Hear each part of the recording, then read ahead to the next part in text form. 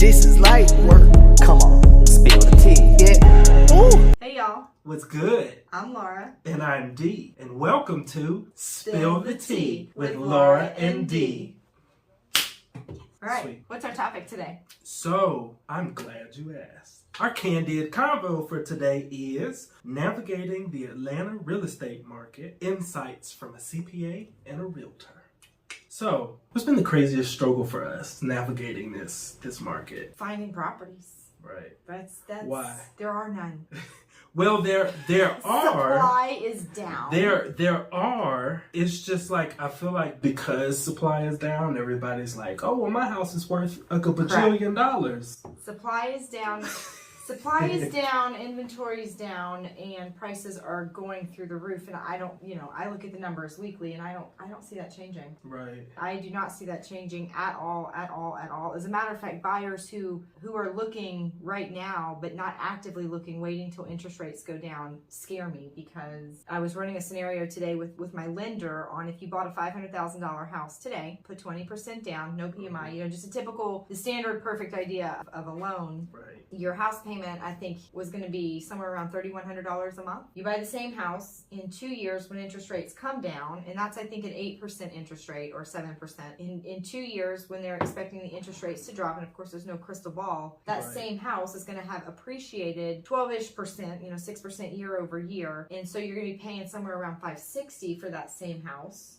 And at that point, with the interest rates down, your mortgage payment's going to be, I think, $2,900 was the difference. But it's So like it's a $200 difference, right? Your mortgage payment today will be $3,100. Your mortgage payment in 2 years will be $2,900. But if you buy the house today and you refinance in 2 years, your mortgage payment goes from $3,100 down to, I think it was $2,600. So pay a little bit higher today. You would be paying for whatever the value is now. Correct. And then essentially Correct. it's a no-brainer once the interest rates come down. To refi. The price of the houses are going to go up. Well, so correct. essentially what you're Correct. saving on the interest rate, you're paying for it. Correct. So long term, if you buy today, you're going to pay that extra $200 or $300 a month for the next 2 years. Well, $200 or $300 a month for the next 2 years. That's kind of got me wondering. Like, I felt like I was kind of steering away from like rental properties for that reason, because it's like, the interest rates are so high. But if you wait and you're going to pay more for a house as opposed to now, why not just pay more points to get your interest rate down? That's an option as well. You can definitely pay more points, but you have to do the math, right? Right. If you're looking at a $200 difference between buying today and buying in 2 years, at the end of the day, that buying those points down, what is that going to cost you up front? Because that's an upfront cost. Mm-hmm. And so if you're paying an extra $200 year over year, as far as that goes, buying a 0.5% down is not going to save you $200 a month. Well, you can really buy down. That's really more of a lender question, but I think you can buy down pretty much as much as you want. Like, you can't make it zero, but right. You can buy down a pretty good bit, and then from there, what did that buy down cost you? Mm-hmm. Because if it's going to cost you $3,000 and it's only going to save you $3,000 over the course of 2 years, well, don't buy the point down, because the interest rates may drop in 18 months. So then you just paid for a buy down that actually ends up costing you more in the long run. I get these kind of questions all the time from my buyers. So that probably would have been beneficial maybe a year or two ago.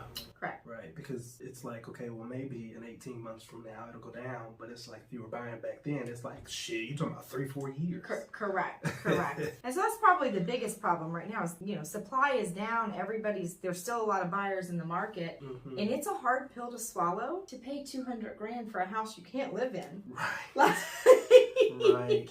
In my head, they should be $50,000. So you're paying 3 times what you want to pay, and I think buyers are facing that across the board. Whether you're investing or you're buying your perfect dream home, you're paying a lot more than what you would originally pay. So right. What still has my mind kind of like all over the place is that comment that one of those realtors said about exceptions when you're running comps. Like, for instance, a foreclosure you would see as an exception, Correct. so you would actually pull it out. Correct. Whereas Whereas we had this crazy market over the past couple of years, and it's like now when you're going to run ARVs, you're running comps and all these different kind of things. Now I feel like I'm like, well, I gotta also think about like which one of these are outliers. Correct. And the market is not actually thinking about that. So that's another reason we're seeing the market run the way we're seeing it run. That's why we saw it run the way we saw it run in 2021. And when those interest rates drop, that's why we're going to see it run the same way, because I agree with you that if you've got a house and it's listed at $640,000, well, odds are the value is actually $640,000. Just because one buyer is willing to pay $660 or $680 doesn't mean that's the actual value. And I found it weird that appraisers were appraising based on crazy overinflated prices. That I didn't know. Yeah, so like if a neighborhood had, 2 homes sell for $40,000 over list price, the appraiser was giving those homes that value. Right. And that's not really the true value. And so that is definitely something affecting the market as well, is while we use foreclosures that are sold well below fair market value, we don't use those because they're considered outliers. We are actually using the properties that sell well above what the market because if you list your property at $640 and you get a price over that, odds are you've listed right at what the market feels like that value should be. Right. And so to say that the day it closed it was worth 20 or 40,000 more, that's actually an outlier, right? So I think the appraisers would have done the market one better to actually have kept that in mind and made that adjustment downward. So, and it's funny because one thing I never really thought about until now is like, if you take that same concept for appraisals and go and look at the tax side. Right. So when you look at like your property taxes, so one thing that's starting to pop up that I didn't really catch on right away. So a lot of these cities that are incorporating now, some of them are having their own separate property tax. So like you'll go to certain areas and it's like you'll be paying Fulton County and then you'll also be paying that city. And oh man, that incorporated tax. Sometimes it's like twice. Yes. Like twice the amount. And then, I used to always just go look at like property like assessment values that the tax commissioners will use. And now I'm looking at them, I'm like, wow. Like usually they were always like very short. Right. Like, at least half the value of the house, if not less. And now I'm like, wow, these are big numbers. They are. The taxes are going bananas. I mean, North Fulton County, probably all of Fulton County, but I live in North Fulton County, so I personally just got the new assessment. And again, I think that, we should be looking at what the actual value is and not what the overinflated value is, because my taxes went up, I think like $2,500 this year. And that's, $2,500 divided by 12 months, it's $200 a month. That's an extra $200 on my mortgage that wasn't there 4 years ago when I bought it. I mean, my mortgage is almost back up to what it was when we were paying 4.5% interest. We lucked out and refinanced and got in at 2.87. Right. And so my, house payment was less than what I was paying in rent. Right. No, it's not anymore. Right. And I think that's another reason finding properties is getting more difficult, is not only is supply low and demand is high, the carrying costs are getting higher, right? So you got to look at all of those numbers when you're evaluating those properties to purchase. That's huge, because I feel like, a lot of the times when you jump into home ownership, I feel like over the years, it's just been, oh man, we can afford this. Correct. Oh wow, we found this house, it's like 10, 20 over. I think we can make it happen. Now it's like, I don't know if you could really do that. Because it's like you get into that house, next thing you know, you see that first insurance bill, you see that first property tax bill, something happens outside, something happens inside, and it's like, wow, like maybe it was cheaper to rent at that point, and it's like, what's working for your clients? As far as getting them in properties, so we try to find off-market deals. Right. That's always a good, because if you're in an off-market deal, you're not competing with the rest of the market. So for my clients, we make it a win-win for the seller and the buyer, because I'm going to submit an offer as if it was on market, right? So I'm going to come in, we're going to have short due diligence, we're going to have short financing contingency if we need a financing contingency at all. My clients are always pre-approved, so a pre-approved client is like a cash buyer. So you can forego that. You can forego the financing contingency. Now that is for a single family residence. If you're buying and you're a first-time home buyer and you're buying in a condo, please make sure your agent and your lender have checked out the HOA before you forego your financing contingency. Your financing contingency in a condo and in a townhome, more so a condo, but depending on how a townhome is labeled. If it's labeled as a condo, if the builder labeled it a condo, even though it looks like a townhome, it still falls in the same category. But when you are buying in a facility where the HOA actually covers a decent amount of the exterior maintenance, the roof, and they're responsible for those things, while you are approved for your loan, the lender is also going to look at that HOA.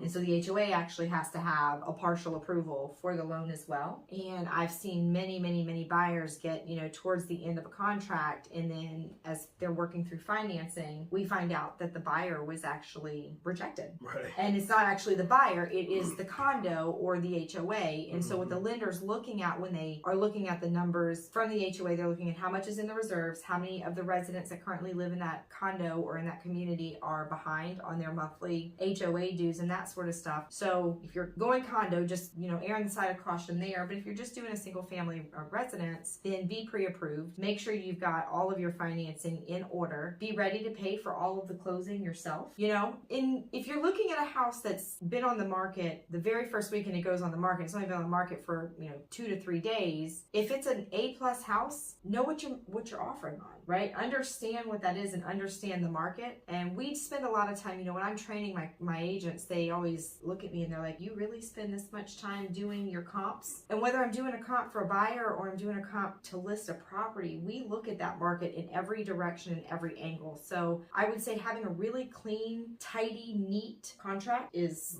very, very important. Not every seller is going to look at their bottom line. If you can get this contract closed, 2 weeks before somebody offering $2,000 more than you can get it closed, well, at the end of the day, that $2,000 is basically a wash for your seller. Right? Because the seller's still got to pay mortgage, they still got to pay taxes, they still got to pay insurance, and there's 2 more weeks for that contract to fall apart. Right. So my contract may look cleaner and neater and nicer if we're trying to close in 14 or 21 days as opposed to somebody trying to close in 30 or 37 days. Right. So having a clean contract is definitely important, and understanding the market, right? I don't want to submit an offer to a seller. You've got a $600,000 house listed and you get an offer at $650,000. Well, that's all fine and good if the buyer is willing to pay the difference, right? If they forego their appraisal. But if the buyer is like, no, we want to get the house appraised, well, all that buyer did was put a $650,000 number down on paper to make you feel like you're going to get a big net at the end. But they're not guaranteeing that, because if the house doesn't appraise, well, womp, womp, womp, all of a sudden, 21 days in, that buyer has the ability to walk and keep their earnest money.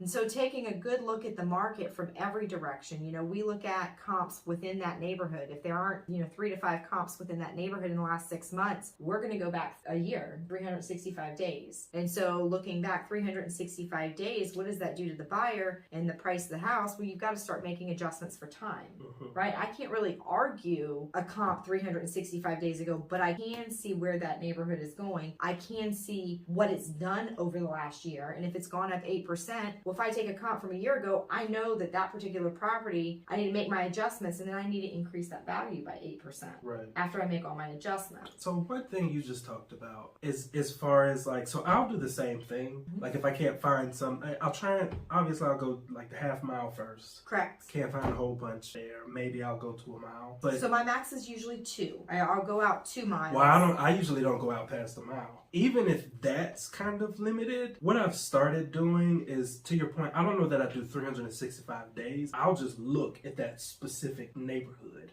and I'll look at all the transactions. Okay.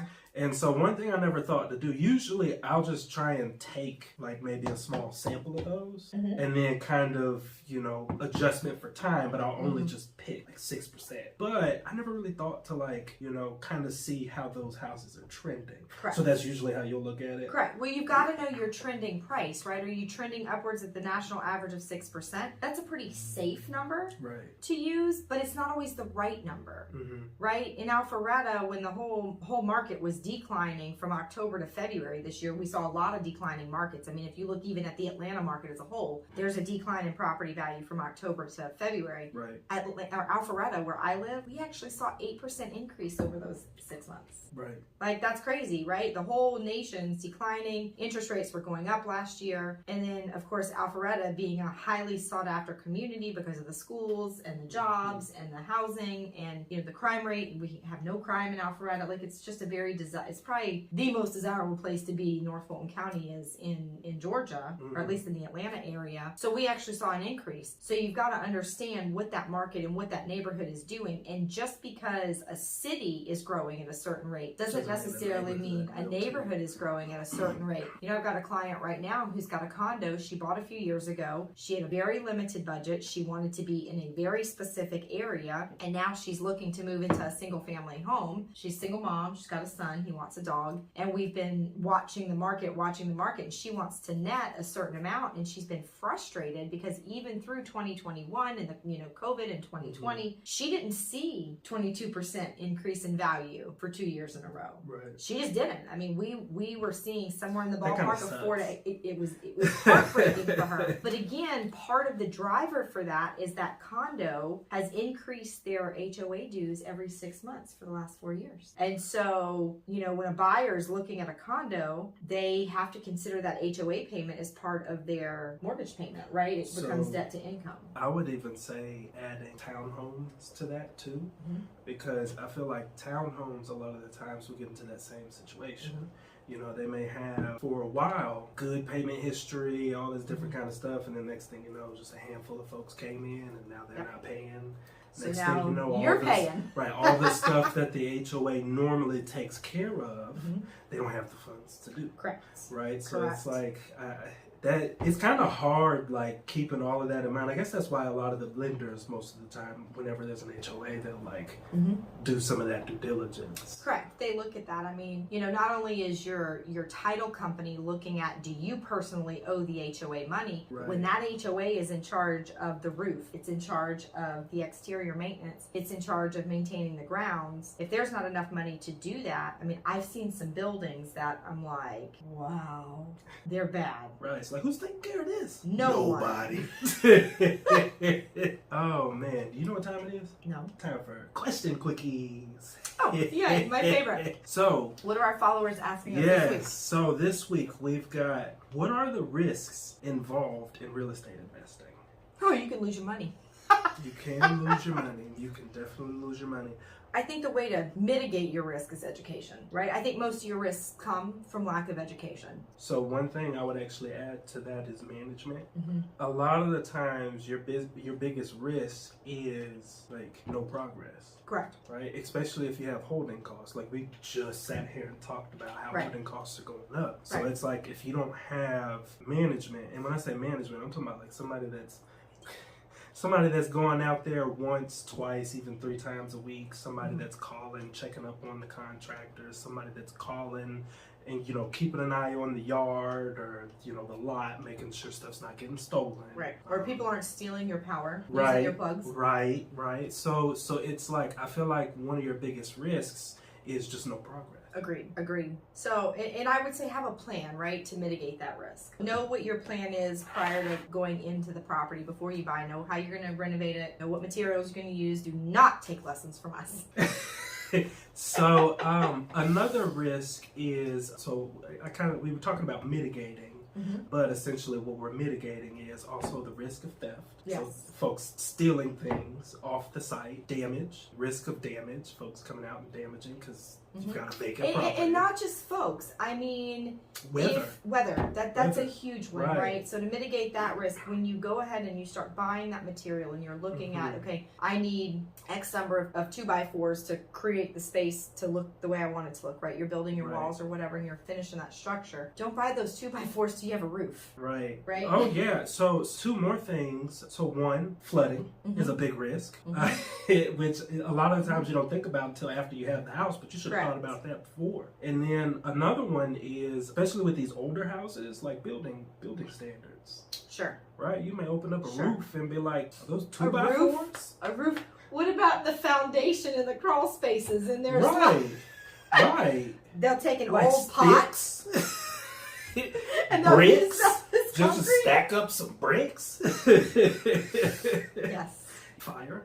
You know, and some of that stuff. Sometimes you might wish a fire would. So some of that stuff you can mitigate with insurance. Correct. But the rest of it is like managing the property. Correct. And I think a lot of investors, especially new investors, think to themselves, oh, I don't need title insurance, and oh, I don't need insurance. Oh, title insurance. You need that shit. You need that. Somebody come back talking about something. Hey, you know, 45 years ago, my granddaddy done bought this property and it didn't get recorded properly. And yada yada. Next thing you know, you sitting in court with this motherfucker like, what the fuck? Can y'all just say this ain't his house no more? Like, I paid, I swear, I paid. Right. But like you have your title insurance, I mean that's on them. Yeah. That's on them. Yeah. So if you have title insurance, if you don't know this, title insurance covers any litigation against your title. In the 8 years of buying and selling real estate, I have only ever had one client refuse title insurance. He bought a house that was well over his budget against my... Don't tell me that was that a horror story? No, it hasn't turned out into a horror story at this point. Actually, he just closed about 4 months ago. Okay, sweet. And he felt like his risk was fairly minimal because the property that we were on, right, was a big plat of property that a family owned. Mm-hmm. And so it's since been subdivided into the neighborhood. Now, I don't know the exact legalese of how that would work. I would assume if someone came back and tried to make a claim, they're not going to say, I'm making a claim on your quarter lot, right? At that point, I would think they would be making a claim on a part of the lot, on the entire piece of property. Right. So he probably, potentially, if there is a problem, is going to luck out because at that point, I would think the lawsuit would be spread out through all of the homeowners. And so there's a good chance his portion of the bill would be about what he would have paid in homeowner or in title insurance. Right. And then, like I said, don't not get homeowners insurance. Please. Yes. If it burns to the ground. Or like if you're an investor, dwelling in builder's risk. Correct. So, next question. How do I get started in real estate investing? I've actually heard this one a couple of times. Buy a house? So, I would actually say that would probably be the starting point of a project. Now, I would say getting started, find your team, right? So you want at least a CPA, at least a realtor. Please hire a CPA that understands tax laws. And that isn't scared of them. Please, as I am reading, what is it? Rich Dad's Advisor's book. Oh yeah, Guide to Tax-Free Wealth. Yeah, it's a good book. It's a good book. It's good. Yeah, and it actually breaks down the tax code in a reasonable way to Correct. I don't know. I understand it really well, so I have to ask you that. I do. I actually enjoy the book because it gives you a breakdown in what I would call layman's terms, and I like the fact that he goes in and he tells you, okay, so I didn't know you could depreciate a home until this week. I had no idea. I own multiple homes. Some of them are investment homes, and we are not taking depreciation. You can't do it on your private. But you can do it no, on the you one correct. I can do the Louisiana property for sure. And so I agree with David. If you're getting ready, you're thinking about investing, you want to invest. I would say also know what your strategy is. Yes. And so have a plan. You mentioned it earlier. Yes, understand your strategy. Until I read this book and learned that you could depreciate a property, I always wondered why these. I mean, I kind of have somewhat of an idea, but I always wondered why the jar houses, the big corporations, the people that are buying up houses, by the hundreds every day and using them as rentals, why do they only hold them for 7 years? Well, now that I'm understanding more about the tax law, if you look at a property, usually it takes 5 years for appreciation to happen for you as a consumer to be able to buy that or sell that property, make enough or have enough in equity to be able to buy another property and cover the fees to get out of that property. Right. And so Jar's house's strategy is 7 years, and I think that it makes a little bit more sense now as to why it is the 7 years, because you get your 5 years plus 2 more years of equity, and after 7 years you've taken almost a third of the depreciation that you can take. And then we were talking earlier today or yesterday, I think, that once you take all that depreciation, now you're looking at capital gains. And so at that point, they then roll that money into a 1031 exchange and go buy another property. So they basically transfer the cap or kick the can down the road with the capital gains tax. And over the 7 years, they have figured out, that's their strategy and that's what works for them. They know exactly how much depreciation they're going to get. Right. They know exactly how much tax-free income is coming in from Another one that I feel like sometimes, even though I analyze a lot of properties just on a regular basis, sometimes one thing I'll every now and then forget about, like I think we went and looked at a property. By the time I went to run the numbers again, I was like, wait a minute, why do we even go look at this? Like, and it's those transactional costs, right? So it's like when you pick up the property, you're going to be paying closing costs. Right. And if you don't already have a realtor and it's on the market, you're probably going to be paying some kind of realtor fees. Right. Then when you go to sell, I would highly recommend having a realtor, Correct. in which case you're also going to be paying that. Correct. Right. And that's like, once you consider that, it's like, okay, sure, you may have had a good purchase price and you may have had a good budget, but then that could be $20,000, $40,000 coming off Correct. just from closing realtor fees. Correct. And realtor fees, it's kind of a catch-22. Most homes that sell off market without a realtor, they actually sell for 10% or more below fair market value. Oh, absolutely. So all the sellers out there. Us. Well, correct. And that's exactly who's preying on for sale by owners is investors, right? They are banking on the fact that, they're coming to you with these type of scripts that are like, oh, hey, Mr. Seller, I see that you got a house in, Decatur you no longer live in. I'd love to buy that property for you. And you're like, oh yeah, get it off my hands. The tenant sucks. Tired of collecting rent. It was my mom's property. She had a tenant in there and I just hadn't taken the time to sell it. What's your cash offer? And so at that point, that person's going to come in and they're going to undercut you, at minimum, even if your house is perfect and they're just looking, to rent it back out, right? They're not looking to flip it. They're going to come in and they're going to undercut you by a minimum of 10% off of fair market value. Usually but they're going to aiming for 30%. Well, if they're flipping More. it, they're looking Right. for more than that. But what they're going to tell you is, oh, so here's my offer. I kind of took into consideration that you wouldn't be paying realtor fees, so it's definitely less than fair market value, but there's an adjustment in there for the realtor fees. And you as a seller, you're like, oh, well, that sounds great. Right? Well, if you'd have hired a realtor, let that property actually hit the MLS and have the entire market have a chance to look at it, that realtor is going to more than cover that 10%. And so, that's how they get paid. Correct. Yeah, don't ask me to cover Let my them work for commission. let them work for their money. Last question here. How much money do I need to start investing in real estate? $0. Elaborate. Opium. Other people's money, right? Opium. Okay, got it. First time I heard that, I was like, what that motherfucker say? LOL. I ain't taking no opium.